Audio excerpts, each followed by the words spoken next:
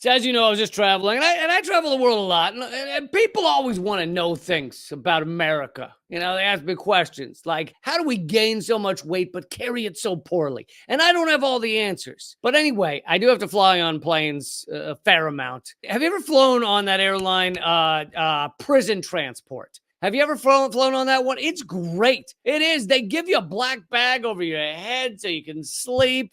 No bad movie starring Channing Tatum playing on the in-flight television. It's delightful because there is no in-flight television. I don't know what those Gitmo fellows are complaining about, honestly. No babies on the flight either. I mean, there was one on my flight, but he'd murdered 3 people. So that's a man in my book. Over 2 murders.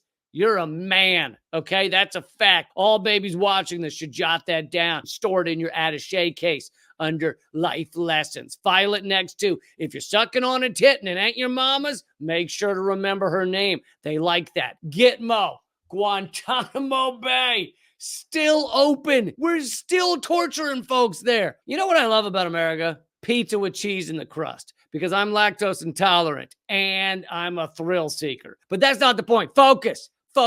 You know what I like about America other than that? When we realize we've done something wrong, like really wrong, we always talk about fixing it. We always do. We talk about it. We send an email or 2. We meditate over it, hold hands and pray. And that's where it ends. Of course, we're going to hold people in an illegal prison in a no man's land with no laws, no accountability, and maybe torture them and maybe kill a few. Of course we are. What do you think we are? Better than Nazi Germany? Where's the humility?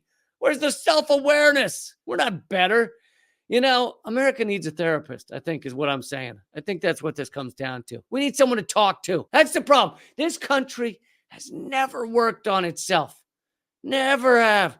Never really looked in here. Have we? Never really looked. Never even read a self-help pamphlet with a title like, so you're an imperialist douchebag covered in the blood of innocent people and your friends aren't there for you. Or, so you think you might have committed a couple of genocides when you were drinking. What next? Where to? Side note, you ever notice there's no self-help books for shoplifters? Because there's no money in it. The people who need that book are definitely not paying for it. And there also aren't any meetup groups for agoraphobes. That sucks. They're people too, I assume they are. I've never met any. They don't come out much. We all need to work on ourselves. Wake up out of this shithole culture we live in. See through the bullshit, man. Very few people see through it. Because it's like that famous adage about the fish and the water. You know the one. One fish swims up to another and says, how do you like the water today? And the other fish says, what's water? He can't see it because it's his whole existence, like Adam Sandler in Bad Comedy. But also, this bullshit cultural mindfuck is just like the fish in the water.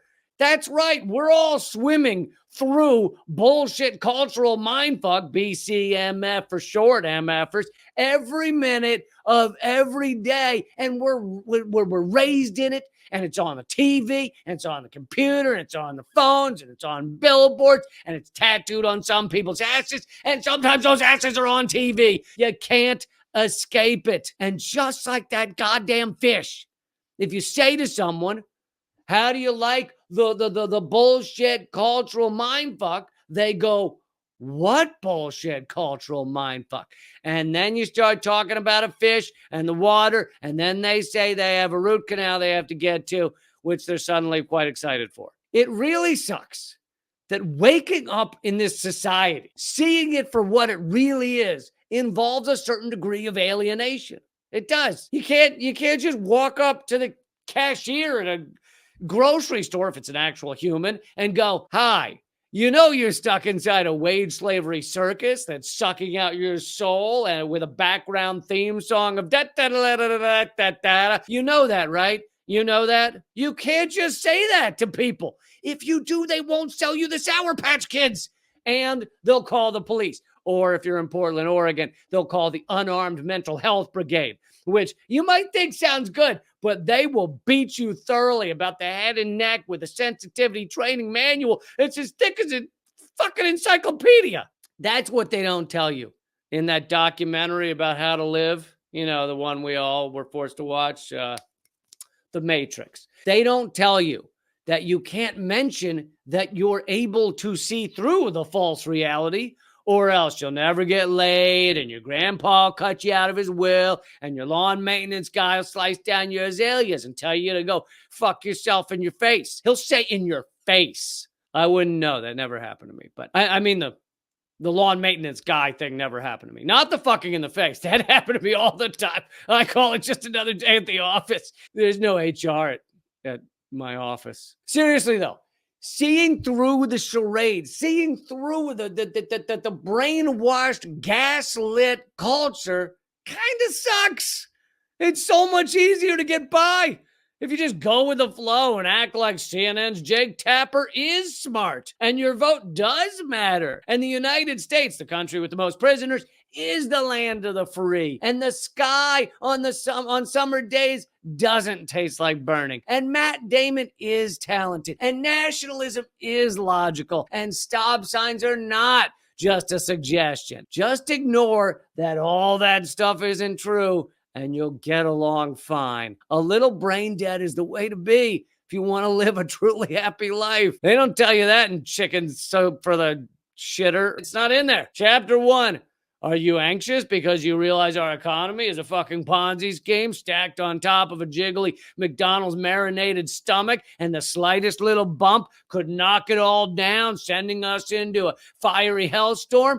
If that's making you anxious, then pound yourself in the head with a Teflon frying pan for a while until it all makes sense. Happiness awaits you. You're welcome. End of book. Burn after reading. If you do that, you can sit there and watch the Today Show every day with this face and think it sounds smart and informative. Life is good. Life is sweet.